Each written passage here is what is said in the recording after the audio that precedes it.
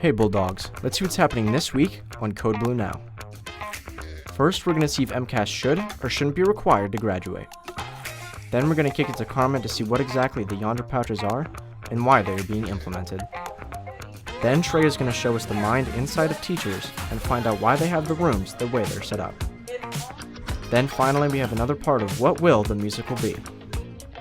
Now please stand for the Pledge of Allegiance. I pledge allegiance to the flag of the United States of America, and to the republic for which it stands, one nation, under God, indivisible, with liberty and justice for all.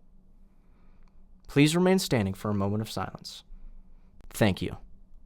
Hey Bulldogs, I'm Justin Rochelle, here with Lorelei Furman Diaz, and welcome back to another episode of Code Blue Now.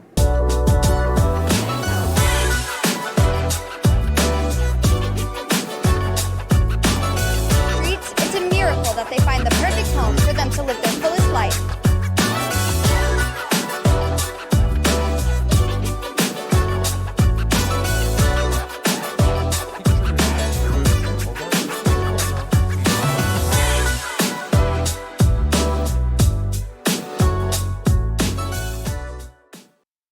Wow, Lori, can you believe that October is already over?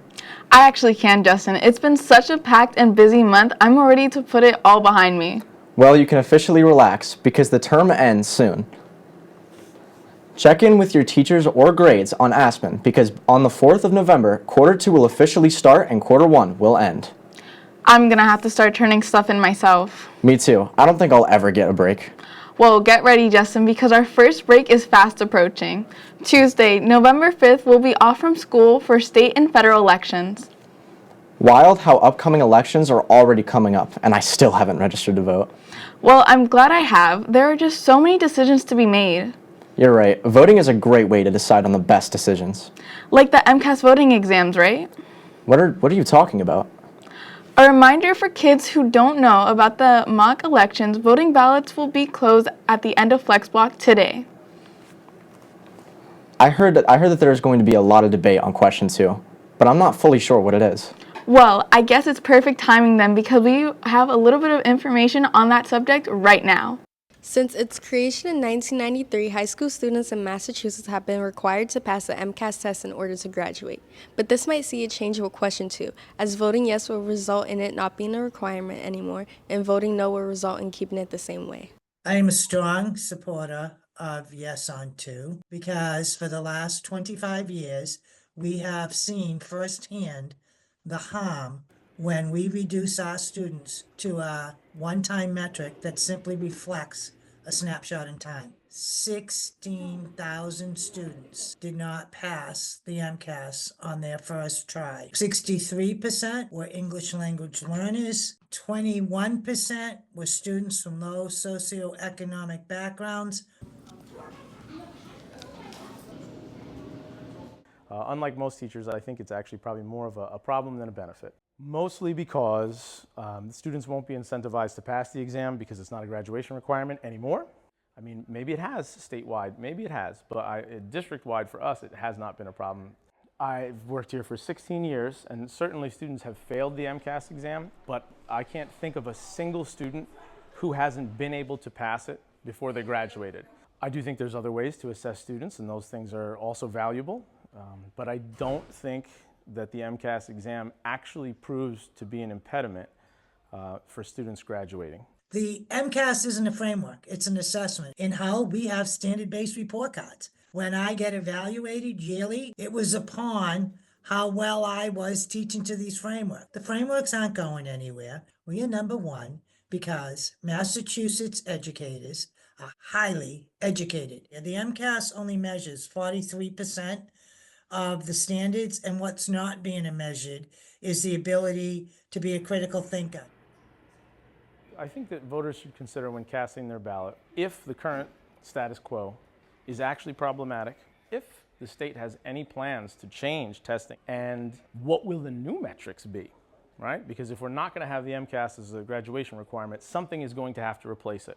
We want them to know that all students deserve promise and potential. Some of the brightest students in my classroom were not good test takers. And it is time for us to lift up all learners and allow them the opportunity to thrive. As the debate continues, there is no doubt that question 2 has caused a disagreement between the people in Massachusetts. Their differing perspectives have definitely made this an interesting topic to think about twice during this upcoming ballot. For Cold Blue Now, this has been Nevaeh Carroll. Back to you in the studio. That was so informative, Nev. I feel like I know a little more about the topic. Well, I hope so, Justin. You're now one of the voters old enough to even invest in Holbrook fundraisers. Aside from your other comments, let's actually talk about the fundraisers. Support the class of 2027 by buying from Lyman Orchard's Pie or Cookie Dough. The deadline to purchase a pie is November 12th, and your delivery will be on the 18th. If pies aren't your thing, the class of 2025 is fundraising with Chateau Italian Kitchen and Bar in Braintree, and your server to flag your check for the fundraiser or order online and add fundraiser to your cart. For more information on the fundraisers, check the weekly newsletter. Hearing about all that food has gotten me so hungry. I should start getting into sports, right? Let's hear from someone who can actually talk about sports. Emma, you can take it over from here. Hey Bulldogs, I'm Emma Tran and welcome back to that Sports Report. This week in sports, there wasn't much going on with games other than the girls soccer team facing a tough loss against Fontbonne on Monday. Be sure to show your support tonight at 6 p.m. for the seniors as the football team versus Cape Cod for their senior night. Lastly, good luck to the volleyball team as they play their first round of playoffs on Monday against Blackstone Millville, as well as the boys soccer team's first round of playoffs taking place on Tuesday. That's all for sports this week. I'm Emma Tran, back to you at the desk. Thanks, Emma. It's exciting to know the fall sports are underway. Me too. I'm especially excited about the basketball lineup for this year. If you plan to try out for the basketball team, make sure your physical is up to date. Completed forms are due to the nurse's office on November 15th. Dr. Tremblay will also offer sports physicals on November 18th, starting at 8:30 a.m. Well, I'm so glad that that's over. Don't start to relax just yet, Lori. We still have a couple more announcements to get through. But let's take a break and bring it to Carmen for more information on Yonder pouches. Just press pause, put it here, press again, it opens, the phone comes out. Yonder, a company that has been around for over 10 years now, is becoming more relevant in everyday lives. With education and in-person socialization at an all-time low, this initiative works to use the Yonder pouches to create phone-free spaces. The pouches are primarily working through magnets. You press the pouch together to close it, it closes up, and then you open it through putting the pin on the magnetic unlocking base. Since the introduction of the iPhone in particular, there have been students' grades that are getting worse and really mental health issues and disciplinary issues in schools. So there's a lot of positive results that we've seen from schools. They're eating lunch, they're checking more books out of the library. We've had schools that have, had the kids look at their report cards and look at their grades. We've had students be able to increase their credit hours and again, decreases in those cell phone related disciplinary issues. Similar to other schools, HMHS has faced issues with cell phone abuse, regardless of a multitude of policies. Looking for the best solution, turning to Yonder may be just what this school needs to resolve the issue. This is not punitive. I want everyone to understand that, okay? This is something that across this town, the region, the country, the world, thinks is actually going to help you guys a lot. If you ask just about any teacher in this school what one of the major distractions here are, they would probably, the majority of them, if not all of them, would name cell phones. We really feel that this is helping kids. When we look at this research, it is glaringly obvious that too much exposure to screen time is detrimental. If students don't obey the rules and don't put their phones in pouches, there's a very clear pathway as to what happens. First-time offense is a parent call, a 3-hour detention. Second offense is a parent conference, 5-hour detention. Third offense, parents come in for a suspension hearing. By the end of the year, I think students are going to thank us and be grateful that this policy is in place. I think they'll see that their academic scores are better and their relationship with their peers is deeper. There'll be an adjustment period. It'll be hard. But I would agree with Mr. Tursky, Principal Tursky, in saying that by the end of the year, districts around us have had kids say it was the best decision our school has made because we're starting to take back teaching and learning. Even one issue with a cell phone can eat up 3 or 4 hours of administrative time, and that's time we're not spending in classrooms. I think it's going to be a good thing. I really believe that. We wouldn't be doing this if we didn't think it was going to help students and actually improve their quality of life and their academic performance. Starting next week, HMHS will be introducing the Yonder pouches to its students in high hopes for a positive change in student academics and communication. Reporting for Code Blue Now, this has been Carmen Sotlet, and back to you in the studio. Wow, I think Yonder pouches will be a huge help for HMHS. I totally agree. We all need a break from our phones. Next Wednesday, Bulldog Block will be a homeroom for everyone. Teachers will issue your Yonder pouches to their students, making them responsible for Yonder pouches, just like their Chromebooks. If any pouches are lost or damaged, students will owe a $30 fee. On Thursday, students will place their electronic devices in their pouches and lock the pouch before entering the building. At the end of the day, tables will be in the STEAM Commons and around door 14 for students to unlock their pouches. Staff will be available to make sure that the plan follows through. Now, that was a lot. Let's get into a lighter topic, pictures. For students grades 6 through 12, if you forgot to take your pictures or are unsatisfied with them, on November 7th is Picture Retake Day. I better sign up soon. I'm sure you do, Justin. Okay, Lori, I'm sure no one minded your picture. Trust me, everyone loved my pictures, but that reminded me of Teachers' Minds with Trey. Let's see what he has to say about it. Here in Holbrook at HMHS, some classrooms have their own distinct seating arrangements, one of our very own being Miss Hello, who has a unique twist to how she sets up her seats. So I like to do a U shape. I think it's important that everybody in the class can see each other's faces. I feel like it makes a better community in the room and for the class, just to kind of have everybody be able to see each other and be involved in discussions.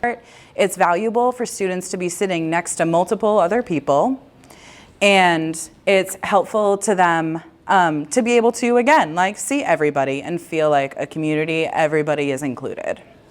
While some teachers in the school may prefer to set up desks in a unique way, some stick to the traditional row setup. So there's a difference between this. I think there's probably fewer distractions in a traditional structure or setup for a classroom. There aren't people who are immediately next to them who might be doing some things that they shouldn't be, as far as maybe looking at their phone, or if they're fidgety type of students, that could be a distraction. If they're not immediately adjacent to them, it might be a little bit easier for students to focus. It helps with just teachers being able to walk around the room if you can go up and down the rows and kind of across the classroom to keep an eye on things. It definitely makes it easier to do that. In Miss McDonough's class, I feel like with classmates, I feel like we're very more separated, which I understand. I kind of like it like that. Miss Hill's is more like scrunched together, like you're very much closer, and like you have to communicate with your classmates because they're just right next to you. But I feel like both classes are just really good, and I feel like either way we communicate with our classmates very well. It helps with getting to know students when they're in kind of traditionally grouped classrooms. If they're in rows, you can arrange it, get to know them a little bit better. I think it focuses more on independent work for students as opposed to collaboration. So if they're working independently, it kind of promotes that process. I like having small groups already built in so that when students are working independently on an assignment, they have a neighbor that they can work with or try and ask questions to. And so I think if there's somebody who's immediately adjacent to them, it's helpful for that. But I found that doing this U shape allows students more so to be able to interact with each other in ways that just having pairs of desks or groups of desks doesn't allow for. That's all from me. I'm Trey Cruz reporting for Code Blue News. It's so interesting to think about everything teachers consider for their class and students. Well, do you know what I'm interested in? What, Justin? Making sure I get all the money together for Hillard's chocolate. If you sold boxes of chocolate, get the money turned in soon. And if you want to sell more chocolate, the fundraiser is going into December. Go to Miss Regan if you're interested. If you still owe class dues, please also get those to Miss Reagan, and if you're unsure of how much you owe, email her. To participate in the year's activities, these dues need to be paid. What events are we even talking about?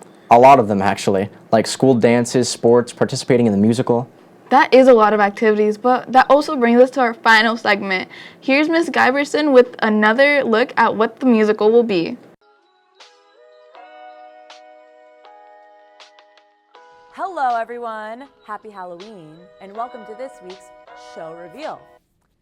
Today, we are going to be picking 3 musicals off the board, starting with Once Upon a Mattress. Not this year. So sorry, no Princess in the P for you. Next, there will be music, but not in the Music Man. No Music Man. Goodbye. And lastly, I am so sorry if some of you are really looking forward to potentially doing this musical. We're not doing Beetlejuice this year. Not happening. So sorry. Tune in next time for the musical reveal. Just a couple more weeks until we finally figure out what the musical will be. We are so excited. Extremely. I have no idea what to expect. Well, just like the musical, let's start to finish up with our last 2 announcements. If you're a student, grades 1 through 8, and interested in playing sports, we hope you already signed up for youth basketball. Registration has already ended yesterday.